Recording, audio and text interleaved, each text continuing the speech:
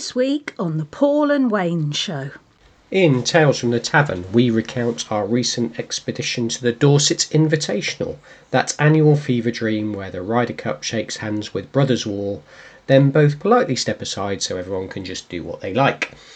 In the Law Lounge, Paul dusts off his Konflikt 47 books and takes us deep into Festung Europa, where dieselpunk meets desperate last stands, and the Germans apparently decided that if you can't win the war, you might as well make it weird. In the DnD Diaries, the party finally escapes the death house, smelling faintly of smoke, trauma, and poor life choices. Spirits are high, hit points are not. And at the hobby desk, a roundup of our current projects. Paul's desk resembles a small nation undergoing industrialisation, while Wayne's looks like a crime scene involving glue, optimism, and several half-painted units. If nothing else, it's reassuring to know we're consistent. On with the show. Tales from the Tavern. Well, here we are in the tavern again, and I'm just sort of thinking about what I'm going to get from the bar. What should I get from the bar, Wayne? You let it go, fella. Oh, no chink in the glasses today, is there? The role play element has just been lost completely.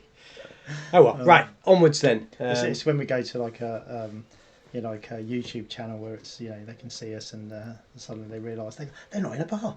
They're not in a bar. What's going on? We are in a bar. I'm right. That's it. I'm having a Jägermeister. I didn't even say it right, did I? Yeah. Right. Okay. So we are going to talk about the Dorset Invitational this time around, which is the brainchild of the Buckler brothers, and has become a bit of a face-off between the pair of them.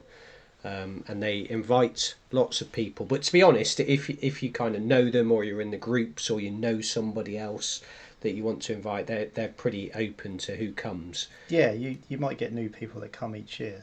I mean, the way they pick the teams is really interesting. So once it's been decided how many people are in attendance, I think this year was 40. So there's 20 on the red team, 20 on the blue team.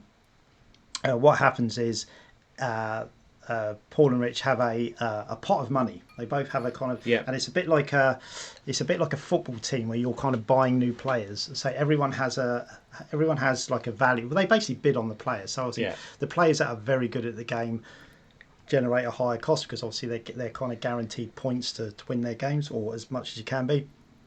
But there might be other players that say get a higher price based on soft scores like painting. And there's a best display board and things like this. Or it might be during the weekend there's the boat race, which is a drinking competition where two lines of teams, and the fastest to drink their pint get to the end. So it might be that you want a certain player because he's very good at the boat race. So what they do is they go through this process of like buying players, but on the WhatsApp group it's all live as they put like bought this player, and they do a live call as well, don't they? And it kind of and then you kind of see how much players go for, and you're waiting for yourself, and you're waiting what really?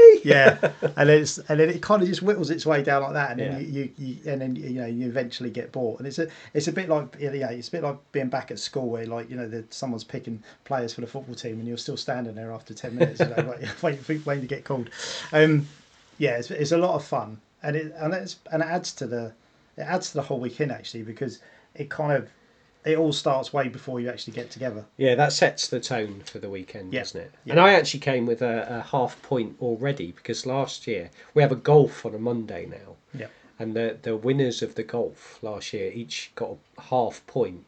So my value was quite high before I even started. Oh. Unfortunately, I didn't win the golf this time, so that's it. I'm done with that. So, but yeah, it's that sort of thing where it's kind of a bit silly, but in a really good way. But in the best way, yeah. Because really, it's not. You couldn't liken it to a tournament. It's kind of weird. It's kind of like it's a tournament in the sense that you're gaining points, and like the blue team are trying to beat the red team, and the other way around. But also, when you go there, really, it's just a social weekend of just playing games, socialising with people that you maybe haven't seen since the year previous, and barbecuing. There's a lot of barbecuing going on, and drinking, and the weather's always good, isn't it? So the weather. I mean, it was super hot this time.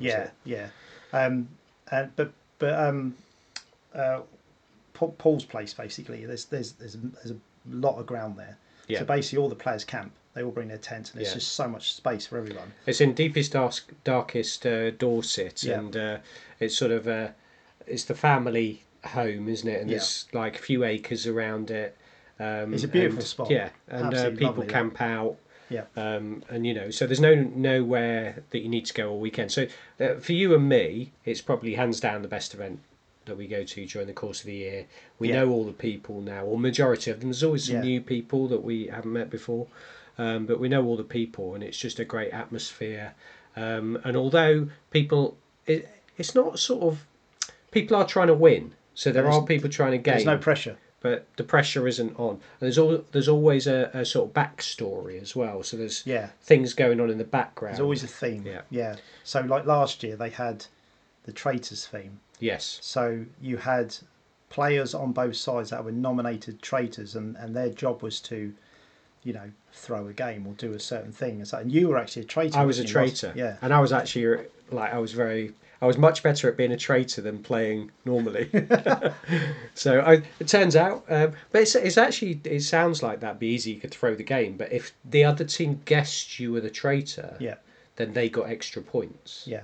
So you had to try and do it. And that was every round, wasn't it? I think every round. Yeah, they had a chance to guess. You have a chance to guess who it is, and you managed to stay concealed for the whole weekend, didn't you? Yeah. I mean, I managed to persuade.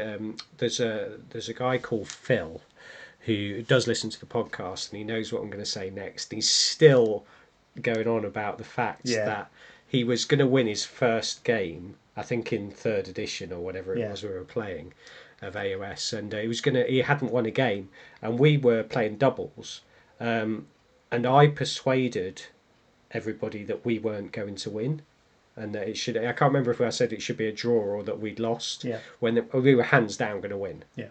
But the other team kind of took it, I think, thinking, oh, well, we'll take this. Yeah. But nobody guessed that I was doing something traitorous. So, I must have done it quite well. Yeah, he wasn't happy when he found out, was he? Oh, he's not stopped ever since. Not stopped. But yeah, so this year, the theme was Jumanji. Yeah. So the bucklers had they basically printed and made this like hex tile map. Painted it all up, and it's just this big map where we had. So what they did was they had, so each team of 20 players, but then they were divided into the equal groups of order, destruction, death, and chaos. Yeah. And then there was a nominated captain from each of those groups, and on the map you had a blue icon representing each of those Grand Alliances, and a red and a blue one. So, and then they then had gold coins, which everyone started off with a gold coin. So you'd put it into the kind of the kitty, if you like, of your chosen captain. And then you could gain extra coins by achieving certain things. And you would spend these coins to move on the map, each spot. Yeah. And on the map, there was some green, there was almost like trails. There was trails that were marked out. And I remember sort of looking at the map right from the beginning and thinking, well, actually, everyone's in the corners, so therefore it's pretty obvious you have to move to the centre. Yeah. Because that makes sense. But I didn't get involved in the conversation to start with. And then after the first round, I came back and one of our, I can't remember what it wasn't, can't remember which one it was. But it was our order group, wasn't it? They moved into the sea. Yes. So there was right in the sea, in the corner where there was all these monsters in the sea. They thought, oh, the monsters are entrenched. We'll go and find that out. Or go into the sea. But obviously what they did, they spent a whole turn just taking themselves, doing exactly the opposite of what they should have been doing. You had to spend coins to move between the different hexes. Yeah, each hex. And they'd gone exploring because they thought it'd be fun. Yeah. And of course they then spent all their money, and you got extra, you could raid some of the sort of places that were of interest, and you got extra money for doing that, but you had to roll to move through any of the... Yeah, 4+, wasn't it? Yeah, you had to pay a coin. And then you had to roll, it was a 3-up, you had to roll a 3-up if you were moving off the normal trail. Yeah. So, of course, they're rolling all these 3-ups, and it costs you... If you fail the 3-up, you just lose that gold. So spending all their gold, and they're going and raiding, and they kept raiding the same place, and then basically a rule came in that if you raid the same place too many times, you lose D6 coins. So they started losing coins, and then they'd forgotten where they were going into, so they went into somewhere again and kept losing it again. Yeah. And then they were just stranded in the middle of the sea. While everyone else had managed to get to the middle. Yeah. It didn't really help our cause as the blue team. What was really clever, so because the grounds where obviously everyone's camping is so big, what the brothers had done is that they had these. So basically, we started the weekend. Everybody got a key. We got a lanyard with a key around, a small key, and we had to keep those keys on us for the weekend. And what those keys were, they would open up. So basically, there were boxes that were hidden all over the ground. Yeah. And then once the teams had made their way to the centre, once both teams had made it, there was a time difference depending on who completed that task first. Yeah. So I think it was like 26 seconds. I think was the difference between. Yeah, because of the Muppets that were riding around, sea, yeah. we were quite a long way behind the other teams. So the red team had I think it was 26 seconds head start to go around the grounds, and it's a bit like an Easter egg hunt. They went round and they kind of find the boxes. But when you found a box, there was a padlock on the box. But every single team member had to then try their key. Because only one key would open it. It was really clever. Yeah. So obviously, the more efficient you were with that, the more chance you had of opening the boxes. So when you opened all the boxes, they all had a hex tile in them. And the hex tiles, there were 6 hex tiles, and they all went together in a certain way. Yeah. And then once you clipped them together in a certain way, the team then had to shout Jumanji. Yeah. Yeah. And obviously, because it was carnage, everyone was running all over the place. And, it's not everyone turned into like 5-year-olds looking for Easter eggs. Yeah. It was quite funny. But it took a while to work out. Obviously, once you got in the boxes and you got the hex tiles out, it took a while to work out, okay, what do we do with these? What is, because there was no clues to it, was there? And eventually people worked it out, and the red team completed it first, didn't they? I'm sure they completed it first. So they got extra points for that. But it was, it was a lot of fun. Yeah, and there were various. So basically, you could get points for virtually everything, couldn't you? So there was a painting competition, 24-hour painting competition. Yep. So the winner got a point for that. Yeah, we all got given the same model. Yep. And probably about 10 people tried that, I think. Yep. And then there was the quiz. There was a quiz, yeah, and you were still sort of dining out on last year because they did last year's one. They did a section on the old D&D cartoons. Yeah. From the 1980s, and you were all over that. I was just like, I took the paper off everyone. I was like, this is the moment. This is what I was born for. I just literally got every question. Yeah. But no, I loved it. It was great. Yeah. Not so much this year. It was a bit more random this year. But yeah. So there's the quiz you get points on. There's obviously the games themselves, and then the drinking challenge. Like we said, when we did the boat race. So basically, if you weren't, you could drink alcohol, but if you weren't drinking alcohol, it had to be fizzy, so it was harder to drink. And it had to be a pint. So there was all varying, like I had a pint of Pepsi Max. I don't know how you could do that. Yeah. And then, but Adam at the end of our team had a pint of red wine. Yes, I know that was. And he did that last year as well, didn't he? Yeah. And which leads on to a funny story, which we'll get onto later. But and then we had Simon who had a pint of Guinness. Yeah. He was an absolute legend, wasn't he? Because he played it down. He played it down like he's like, I've never done this before, and all that kind of stuff. Yeah. He sunk that point in like 3 seconds. It was incredible. He was a seasoned professional. It was great to see. So basically, what happens is that it starts with the team captain. So Rich and Paul, they'll drink their pint, and then as soon as they finish, glass goes on top of the head, and then the next player can start, and then you just and it's the quickest, all the way down the line. And I think there were 18 on each team, so it was, people were good at taking part of it, but you don't have. There's no pressure about taking part. If you don't want to, then you don't have to by any means. No. What was funny this year though? So normally I tactically place myself at the beginning of the line. Me too. Right. Well, we normally aren't. We're at the far end. We're kind of right near where the captain is. And this year, not by any intention, we got shuffled. We were in the last line. 4. Yeah. We were literally in the last 4. So we were thinking, this is where the pressure is, because usually if it's really tight. And the other team, they've always got like Wayner. Like he would usually be in the last 4, and he's another very quick drinker. And Will. They have Will, Yeah, don't Will, they? yeah. Who's But at the end, yeah. we won quite comfortably in the end, didn't Yes, we? yeah. We've done really well Yeah, it was this the year. first time. I mean, Paul was more happy about that than anything Yeah. else. I mean, we lost everything else, but he was just Yeah. happy about What was that. the score in it? Was it like 27, 25? It was no, it wasn't Was as it more than close that? as that. I don't think 29, it was. 25 Yeah, maybe? something along those lines. We did Yeah. come back in the singles at the end. So you have a doubles game on the Saturday. Then you have a. I don't think they're going to do it again. A doubles game where you take turns that's playing the carnage. rounds, Yeah. but you don't get to have any communication with the person Yeah. who's played the turn before. So you set up together, then you all shake hands, Yeah, and then one partner leaves, yeah, and then like I had the first turn, didn't I? So I played the first turn, yeah. and then as soon as the first turn's finished, both players have completed their first turn. They then walk out. They say to their doubles partner, just give them the thumbs up. Not allowed to And have then any you have to go communication. and try and work out what's Yeah, happened on they the then table. walk into the room And and walk into the game, and they have to work out how to play. Yeah, it's a good concept, Yeah, and it's I fun. really like it. But I think probably there's enough people that find it a bit frustrating that it'll probably change the way it happens. And there's always something a bit different about every year as well, Yeah. which is good. Yeah. And I think that's the main thing I would say is we have a great time. But I think to say that all your things you go to have to be the same, so you would need to go to a tournament. It has to be played by a certain format, and Yeah. you want it for the statistics and all these sorts of things. Well, obviously you've listened to this podcast for long enough to know that that's not really our style, so we really love this sort of thing. Yeah, and the it's- narrative behind it, and just being able to go and have fun and spend time with friends. And it sounds like a bit of a closed shop, but it isn't, because really if you know someone who knows somebody, Yeah.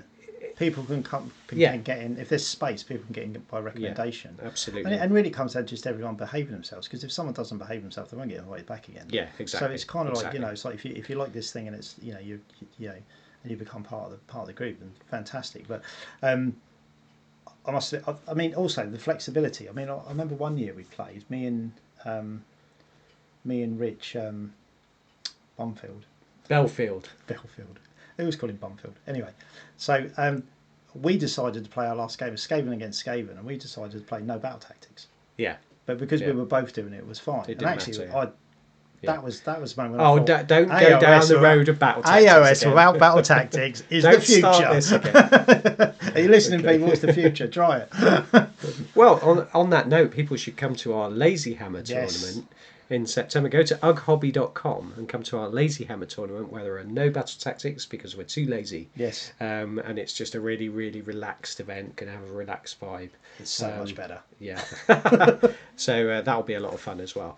But yeah, it's our go-to event. You don't play a lot of AOS these days, but you wouldn't miss it, would you? No.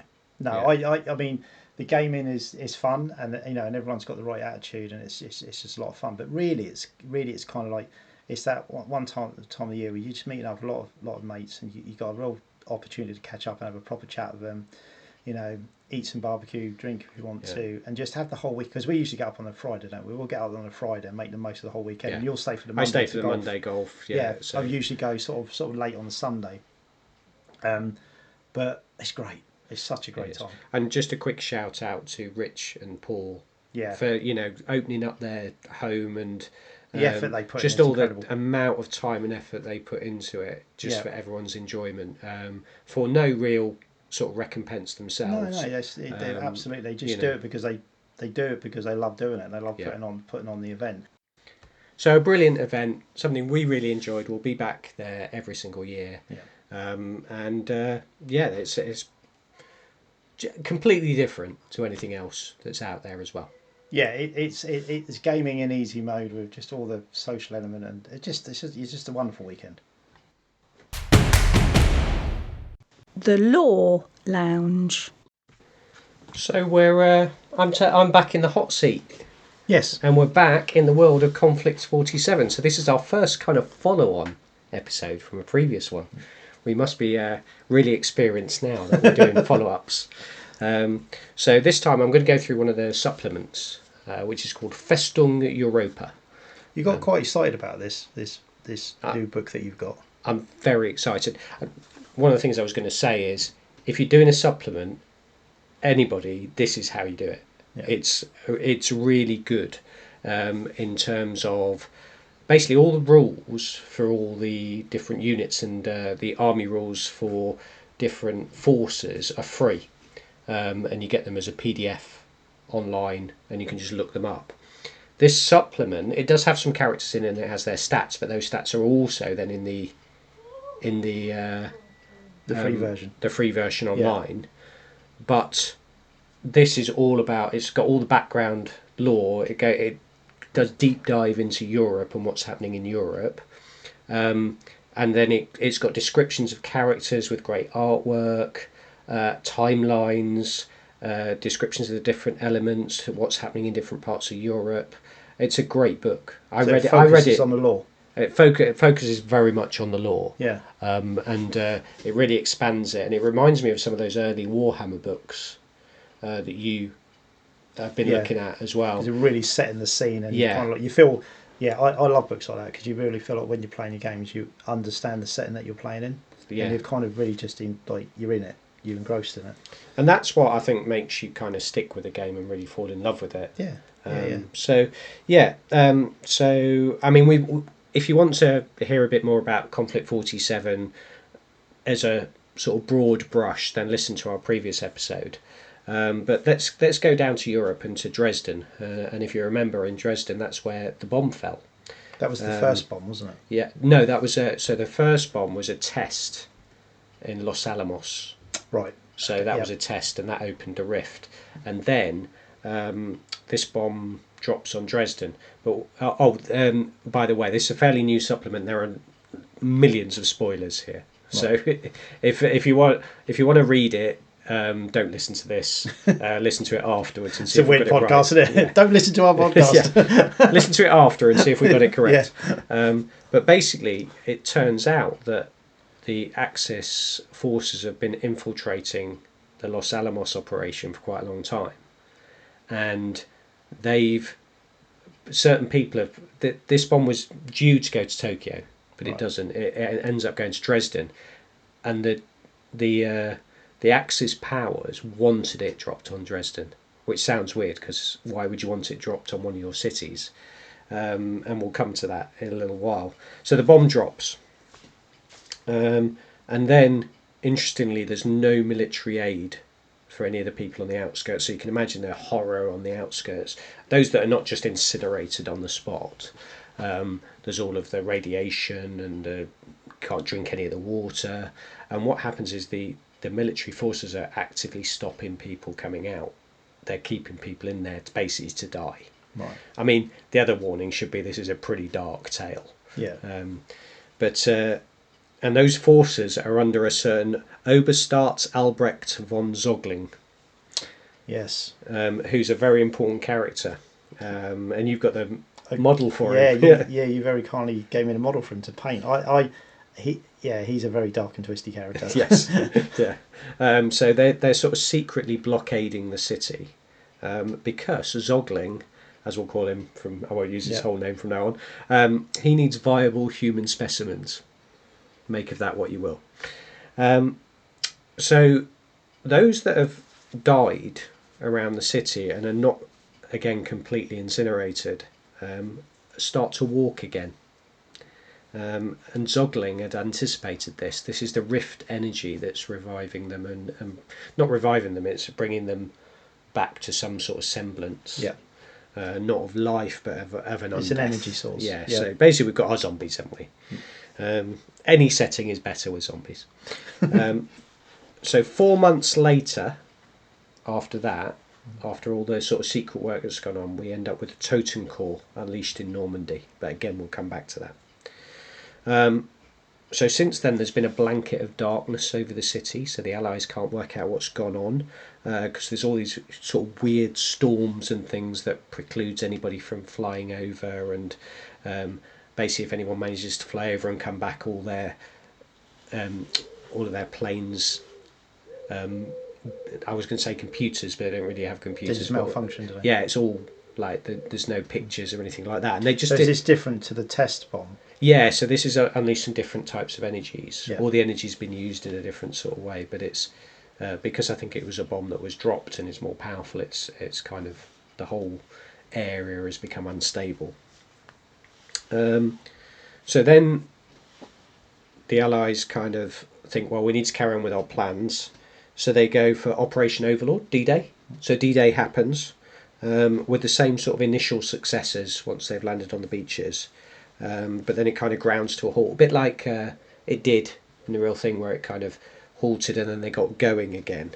And then there's a big further push through, and as in sort of history as we know it, there's a breakthrough at St. Lo by the Americans.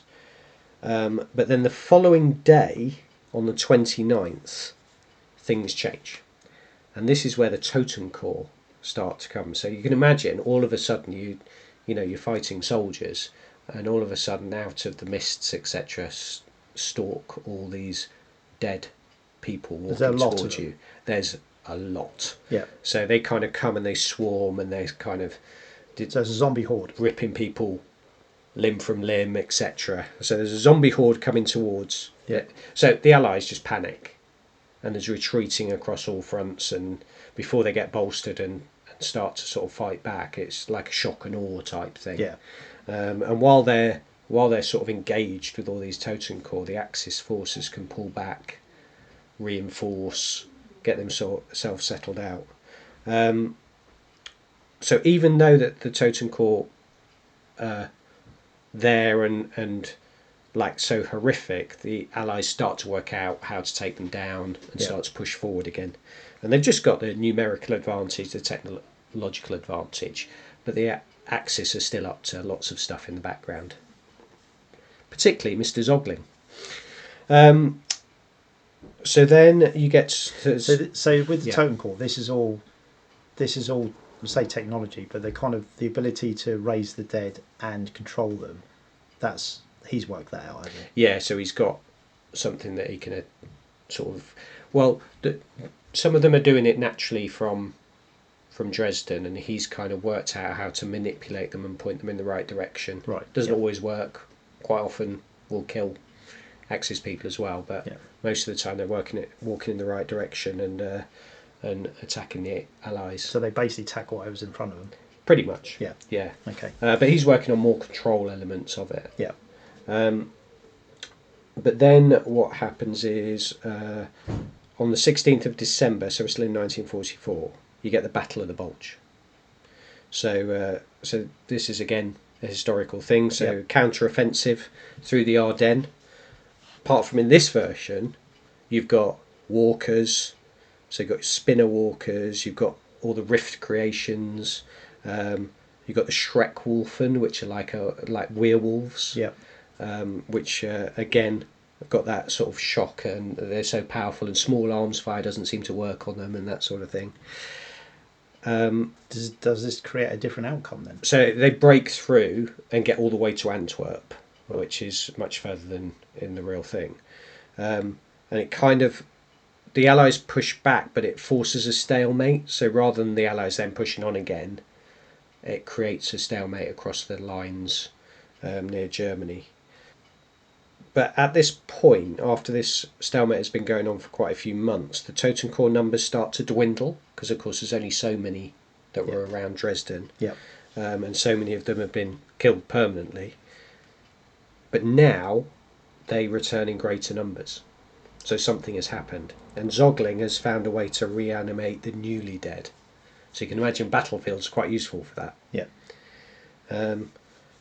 You also get another character that comes into it is Roberta Einstein Wells, and she's an American scientist who's been working on the Los Alamos rift, and she's a genius in rift technology. She's called Einstein. Einstein is her sort of nickname. Oh right, okay. Yeah.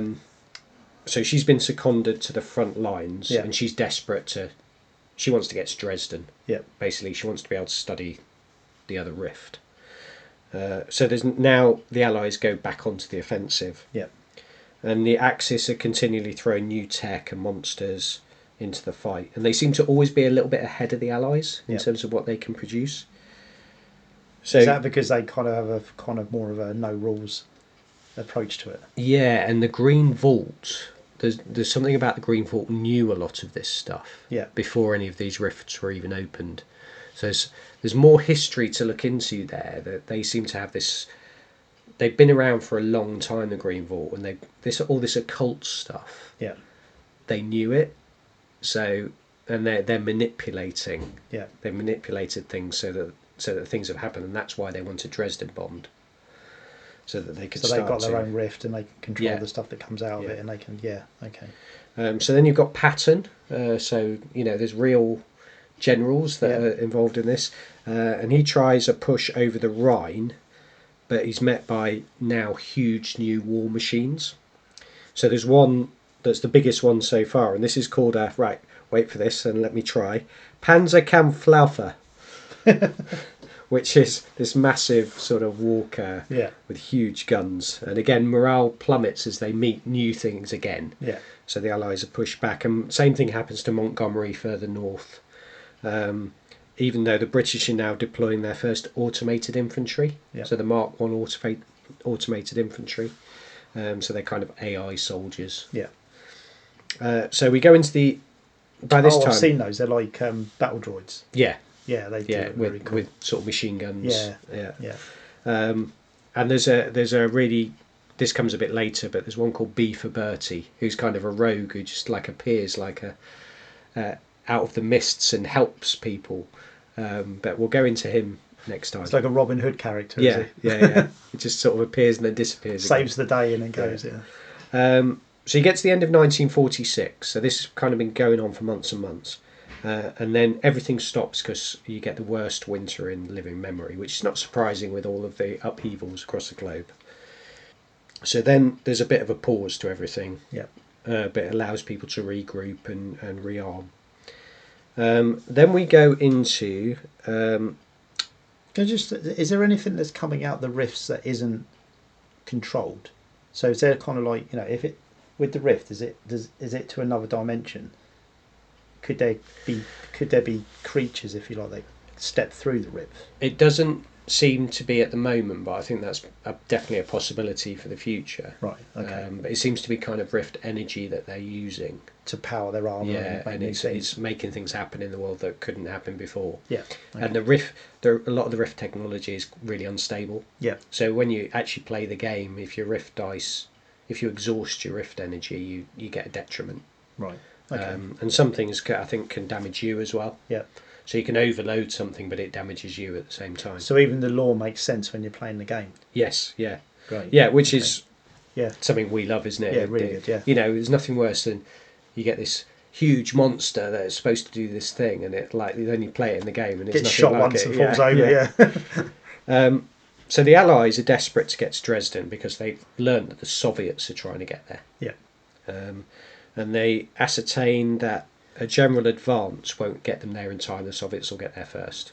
So everyone's now assumed that the Axis are going to be defeated. Yeah. And it's about getting there first to get their scientists in there. And Roberta Wells is desperate to get there, so she wants to go with the group that are going. So they prepare this airborne assault called Operation Touchdown. Very American. Yeah, by the 109th Airborne. I'm pretty sure they were the ones that were in Band of Brothers. Oh. So, but they're now Fireflies. They're the new sort of Firefly tech, and so they're kind of like sort of jump pack kind of. Yes. Yeah. Yeah. And they're going to be supported by airborne walker battalions. So these walkers that can kind of fly and jump in. So have they kind of Fireflies? Have they replaced what would have been paratroopers? Yes. Yeah. I mean, you can still. There still might be paratroopers, but the skies are so dangerous that it's quite difficult. The Fireflies will take it just. But there is a problem with them even being able to get to Dresden, because what the Axis have managed to do, and this is the reason that the air power hasn't really helped the Allies, they've had to do everything on the ground, is the storms that are around Dresden and stopping people flying over. They've kind of taken that and put it into some technology called Storm Reason. And their mobile rift accumulators. So in a localised area of a few kilometres, you can't fly over it. So they've got these scattered around all over. Are these the place. the big the big ones that you can print. Yeah, the multi-legged ones with the ball on top with all the electricity. Yeah, so it's a really good artwork in the thing. Yeah. It's got this massive, great big kind of things. But you were saying that because you can't buy them, but actually, Warlord games you can get the file for it, can't you? Yeah, they're just free files that you Yeah. can print because they're not practical for them to produce them Yeah. and sell them. But if you wanted one, you could. But can you imagine other That's companies great. doing that, saying, "Look, here, have the files for these, so Yeah. you can play games." Yeah, get them on the table if you want to use them. Fantastic. That's I love that. It's great. Basically, this airborne attack can't work until so they're going to look to try and create a corridor where they're going to take out these Sturmriesen and get to Dresden. Is a plan, but of course they're well defended and they tend to be in cities and stuff like that. And also once they open up the skies so they can get the air support. Yeah. Right. Yeah. So they need the corridor and they need to destroy the relevant Sturmriesen, and they will also want to draw Axis defenders away from Dresden. So there's various different attacks planned, and the targets are going to be Stuttgart, Munich, and Nuremberg at the start, and try and create that corridor. So the Allies hear that the Soviets have made their move. They've attacked. So the Soviets are attacking. Yeah. So they commenced their attack on the 14th of February. The whole entire thing starts, and that's called Operation Valentine because it's 14th February. And that's where we're going to stop this time, just as everything's about to really kick off. Yeah. Because otherwise this is going to be way too long. I'm going to pick this up again next time to find out what happens in Operation Valentine. Looking But just forward to it. what are your thoughts? I love it. I kind of, I mean, I like Second World War history anyway. I've always enjoyed reading about Second World, but where this is kind of like taken off from the real events and then just developed on it for a war game is one very, very interesting. And from like what I've read in the rule book, it's just very cleverly done. I like the direction Warlord games are going as well with the models that they're producing, with things like, you want this big thing, that's fine, there's a free file, print it yourself, knock yourself out. I like that attitude to it because it's almost like, no, we're not going to put paywalls in front of everything, or we're not going to kind of limit to what you can do, but but they are producing the product, and the products they're producing are very nice as well. So I like the whole. I've got a warm fuzzy feeling about the whole package, and the quality of the books. Yes. The artwork, the way they're laid out, the way that it's just really good. Really and you good. can get like the rule book. You can get a nice hardback version. Yeah.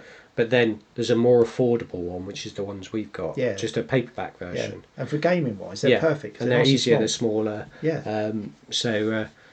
Yeah, you can't lose your glasses with them though, can you? Because the text is really small. But they are again, they're thinking about the consumer, and it's just like the app. You do have to pay a subscription for the app. It's a couple of quid a month, I think. But you get your list builder for bolt action. You get your list builder and a library for each thing as well. Yeah. List builder for Konflikt 47 and for Blood Red Skies and for their other game as well. So you get all those list builders. So I've been using it for bolt action, and of course I've picked this up, and I'm immediately starting to make lists. Oh wow, yeah. So because I've got that as well, and I don't have to pay any extra for it. I'll tell you what I really enjoy as well is little things where, like, even though this is an alternative history, you're seeing what Montgomery's getting up to, and the pattern. That story continues. And they still hate each other. Yeah, in a kind of different way, but obviously the people that are writing this understand the original history. Yes. To then move it forward at the right pace and it to make sense. Yeah. And then to have the same flavour, even though the game's changed, if you like. Pardon the pun. But yeah, nice. Yeah, I'm really looking. We're painting at the moment, so I'm painting some Stahltruppen. Yeah. And I'm doing some fireflies. Yeah, so I'm really looking forward to when we have our first game. Actually, I think it's going to be great. Hopefully, not too long. Yep. We interrupt this podcast with a word from our sponsors, PWG Inc. Do you have a problem with recurrent ogre hunters eating your family? Is your homestead becoming less homely due to constant rampaging and ravenous brutes?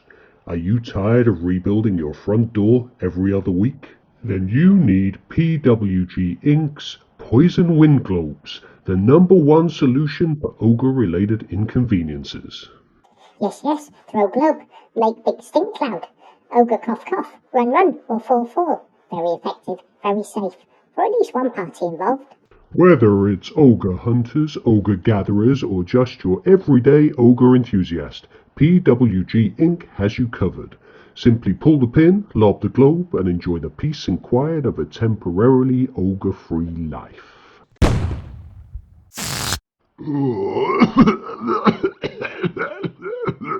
PWG Inc. Proudly sponsoring chaos, confusion, and coughing fits worldwide.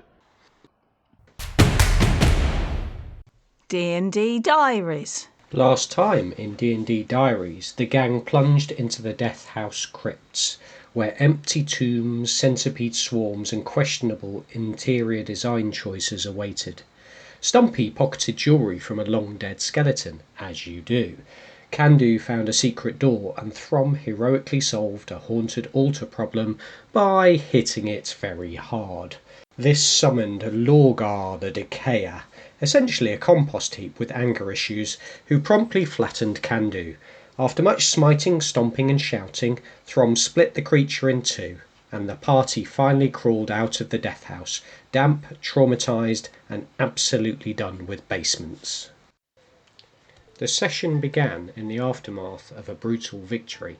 The shambling mound lay defeated in the damp, choking depths of the dungeon. The party, bruised but resolute, ascended back towards the attic of the haunted Durst Manor, their steps echoing through rotting wood and lingering dread. In an unexplored chamber they discovered the skeletal remains of Rose and Thorn, the spectral children who had once lured them into the house. Their ghosts hovered, mournful and bound to the place. Realising the tragic truth, the party gathered the bones and descended once more into the crypts. There, in the cold silence of the family tombs, they laid the children to rest. A hush fell over the house. The oppressive air lightened, and for the first time since entering, the party felt a flicker of peace. In another forgotten room, Candu unearthed a strange doll. Unlike the rest of the manor's decayed relics, this toy was pristine, untouched by time, its stitching immaculate, its eyes unsettlingly clear. Candu took it, cradled it, and has since refused to part with it. The others watch with growing concern as his attention drifts more and more toward the doll, whispering to it when he thinks no one is listening. Then, without warning, the air grew still. A projection of Count Strahd von Zadovich shimmered into view, cloaked in elegance and menace. He offered compliments on the party's progress, a predator amused by the tenacity of its prey. He invited them into Castle Ravenloft, his tone both cordial and chilling. Before vanishing, he issued a warning: "Do not interfere with the woman named Irina." His chuckle lingered long after his image faded. Emerging from the cursed manor into the bleak village beyond, the party encountered a world steeped in sorrow. At the local shop, a talkative merchant offered goods and gossip. At the Blood of the Vine Inn, they met a silent barkeep and 3 Vistani who urged them to seek Madame Eva for a reading of their fate. Throm scoffed at the idea, unimpressed by fortune-tellers and riddles. There they also met Ismark, son of the recently deceased burgomaster. He pleaded for their help, explaining that his home, the mansion, was besieged nightly by dark forces. He begged them to escort his sister, Irina, to safety. On the way, the party passed the home of Mad Mary, a woman hollowed by grief. Her daughter had vanished, and her cries echoed through the village like a dirge. The party offered no promises, but her sorrow etched itself into their memories.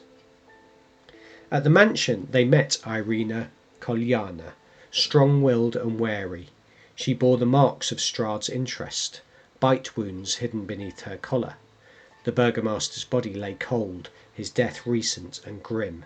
Each night the house was attacked, and the villagers dare not help.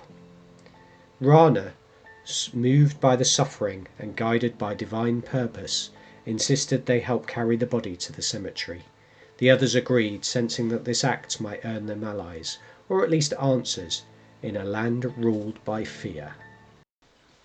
I'm here as ever with Wayne, who plays Throm. So what was your reaction to that one? It was a good session, this one, because it wasn't all kind of just fighting things. When we found the remains of the children, and then we kind of laid them to rest, it was good role playing, because it was, regardless of what our allegiances are, we all did the right thing.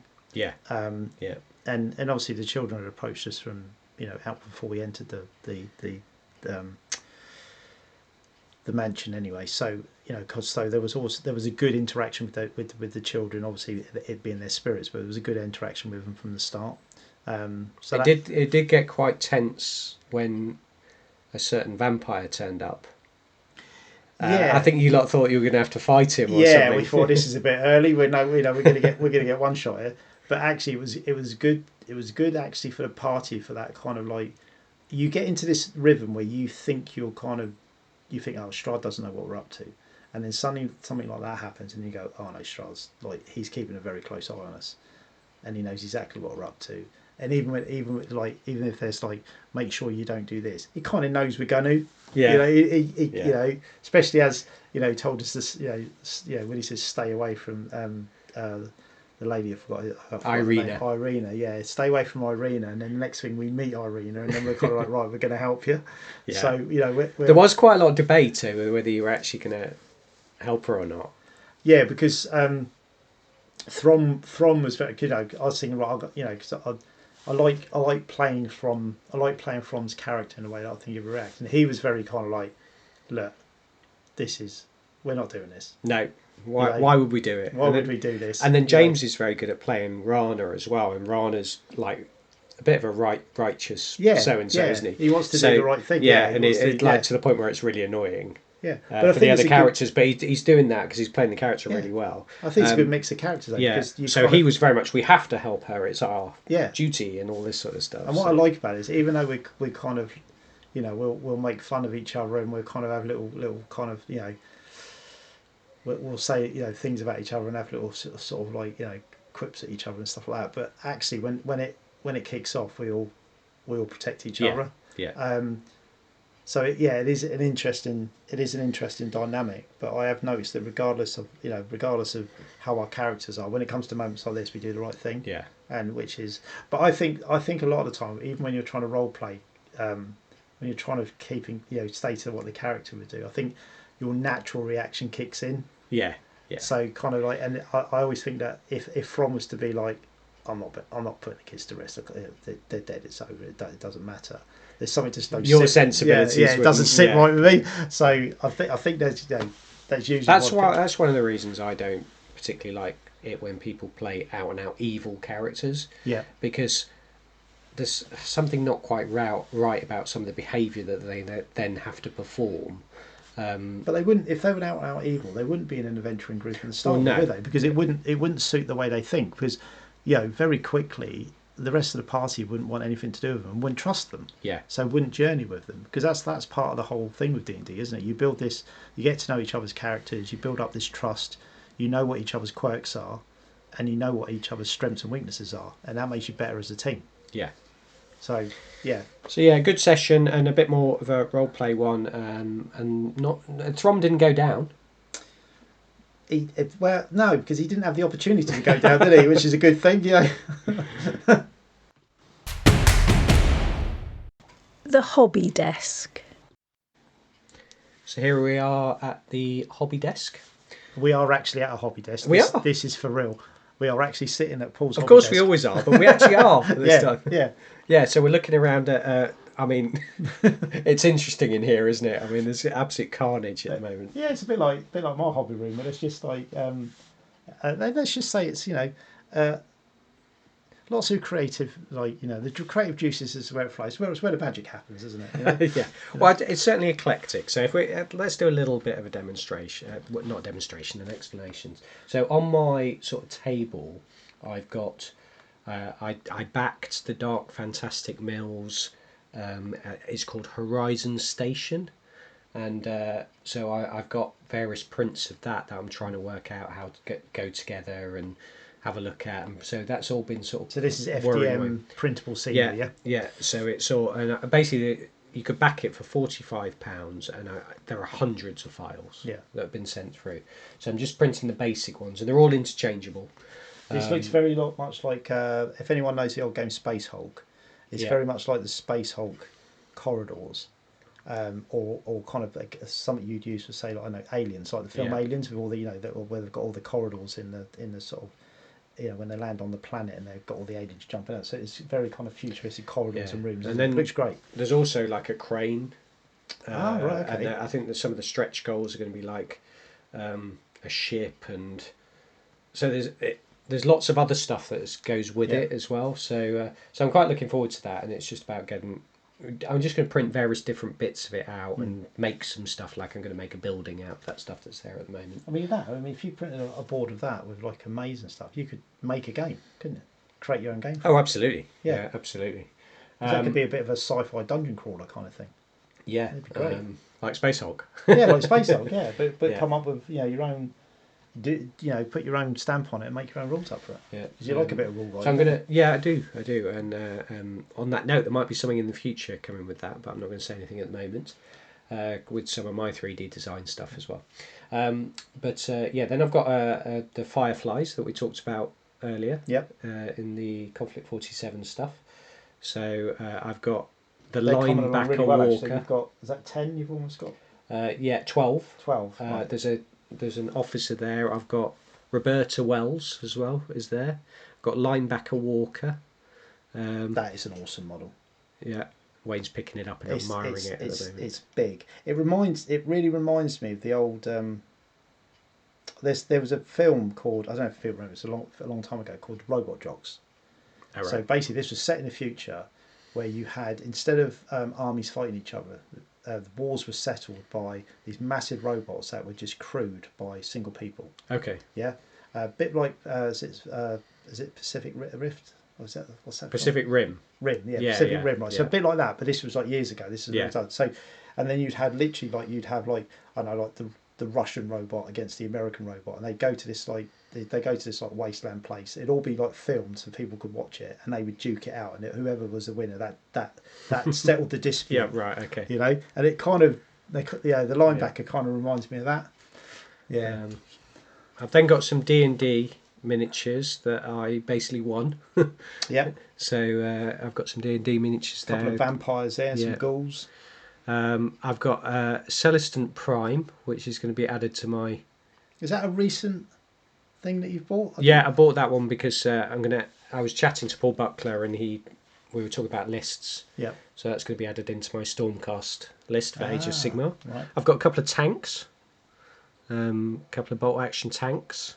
Got a Sherman and a Stuart. I've got a Japanese tank, the little one. Yeah, this one. Chiha. Yeah. All sorts. Some terrain. Some huge plants. Yeah, so this is definitely a bigger mix of stuff than I've got on my painting table. Various bits of scenery. And I'm going to have a big scenery couple of days at some point. Just put 2 days aside and just paint scenery, and because otherwise it just sits around. You get all this stuff and you get excited by it, and it just sits around. I always think scenery is a really great palette cleanser as well. Yeah. So I've got an old school looking Warhammer Fantasy Battle terrain set that I've printed. Oh, right. Towers and Builders. Which I was going to get done for our tournament, but it was one of the sets I never got around to finishing. Yeah. So I printed this. Is it Black Scroll Miniatures? I think it's called. There was a tower that they put out for free. I printed that. Oh yeah, you did show me that tower. Yeah. Absolutely lovely model. So I want to get around to painting that as a set as well, and to really do that old school look on it. I've got my Mom miniatures printed Ratmen, which I'm painting an army for Oathmark, sort of another Skaven army. But this one's actually got cavalry and and different things in it, so perfect for Oathmark.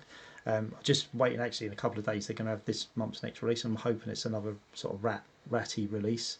A ratty release. Yeah. So So yeah, really enjoying painting those. I've got my Konflikt 47 stuff on the table, which is my my style trooping and I can't remember the name of the spider tank, and a couple of characters. Volt Spinner or something like that. Spiner, yeah, something like that, yeah. Which was an absolute pig to put together. Basically, the chassis it's almost like a hexagon. The chassis and it's all different plates that glue together. Once I worked out how, it's actually a really nice kit and it's really well made. But I just kind of got it wrong to start so you had with. to take it apart. I had to take it apart and rebuild it, and thankfully it was like it was okay. So that was more kind of my fault than I can't blame the kit. It was definitely down to me. So yeah, got those that it's a lot of grey because they're German. So but I'm in the throes of doing that at the moment. And then it's what is my next project? Even though I'm painting the Ratmen for Oathmark, actually. My next big project is going to be what I would deem as a proper Oathmark army from the North Star miniatures range. So I've got the full set of humans, I've got the full set of elves, and I've got the full set of dwarves. I just haven't decided which one I'm going to pull the trigger on yet. Yeah. I do quite like the idea of the mercenary army, where you kind of just go, I'll do 10 of these, 20 of those, 15 of those, and kind of just every unit's a different project with a different banner and a different. So it's almost like a Dogs of War army. Yeah. That appeals to me, but I haven't really kind of made my mind up yet. But I think I'll be starting that soon. And because I've pre-ordered the new rules for Oathmark, which is coming late August, and we'll do a bit of a review. I still need to order mine actually.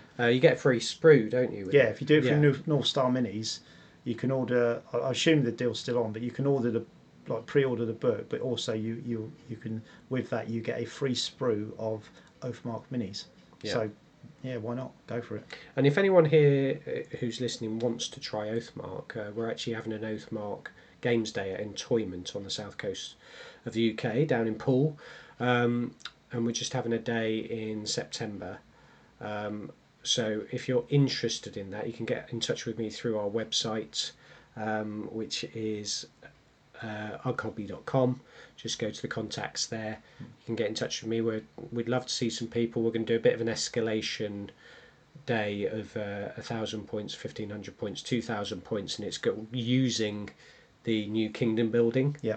Which is very similar to the old kingdom building, but starts smaller. Yeah. I do like the fact that the new rules.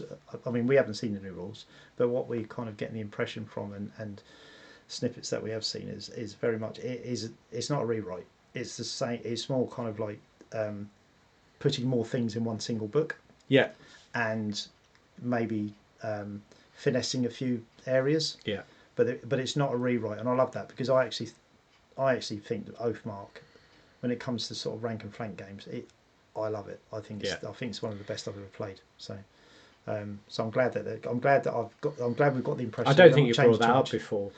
I might have mentioned it a few times. If you're on the fence about Oathmark, give it a go. Honestly, you won't look back. It's amazing. So yeah, we'll be sort of building up towards that as well, making sure we've got all the stuff we want for it and that sort of thing. I've got the reason that I've got this Celestant Prime at the moment is I've got a tournament coming up, proper tournament. Oh, we're going to Realm Shift. Are you going? Oh, you are going. Yeah, I'm going to Realm Shift. Yeah, so, good thing you reminded me of that. I'll probably end up just taking the trolls and just bashing stuff and running around days. Yeah, that's fine. But yeah, so I need to get him painted up for that. But yeah, so as everyone can hear, we have got an awful lot going on, and it's just finding the time to do most of it, which is always everybody's problem. But we're getting through stuff. We're doing things. I always think when someone's got a really clean hobby desk with one project on the go at a time, they're doing it wrong. They're just a bit weird. Not that we can claim that anybody's weird. No. Right, so I think that probably wraps everything up. I mean, I could. Oh, I've got some Middle Earth miniatures on there as well. I missed those. Oh, Imrahil. Yeah, just seen that. Imrahil, who I'm trying to paint him to really quite a high level, and I keep putting him aside and then getting distracted, picking him up, looking at him, and then putting him back down again because it's like because you want to do it well. You're like, oh, I need to spend some time on it, and then you end up doing something easier. I sometimes make that mistake with armies where I'll do the test model. Yeah, I'll do the test model, and I'll spend ages painting the test model, and then I'll think, oh, I need to paint 60 of these. Yeah, and then just put it down. Then just put it down. Yeah. Yeah. Good. So. Hope everyone enjoyed that. We just enjoyed having a nice chat. Yeah. So that is a wrap on episode 6 of the Paul and Wayne Show. Chugging along nicely. Yeah, so no, good one, I think. Good range of different things there. Yep. And don't forget that if you want to know more about some of the things we're doing, some of the events and services we offer, like commission painting, etc., then you can go to ughobby.com. You can see our work on our Instagram at ughobby. There is a Facebook thing, but you're better off probably finding us personally on there if you want to see groups and things that we're involved in. Anything else? Just want to say, anyone that's listening, if they want to reach out to us because they want us to speak about anything more specific about the games that we're covering, do so. Because if there's certain things that you come up with some good ideas that you want us to talk about, we're happy to give it a go. Or if there's a game that you think we should have a look at, because we're quite willing to have a look at different games and try some different things out. Yeah. I've got a Napoleonics game. You have, yes. Coming up as well.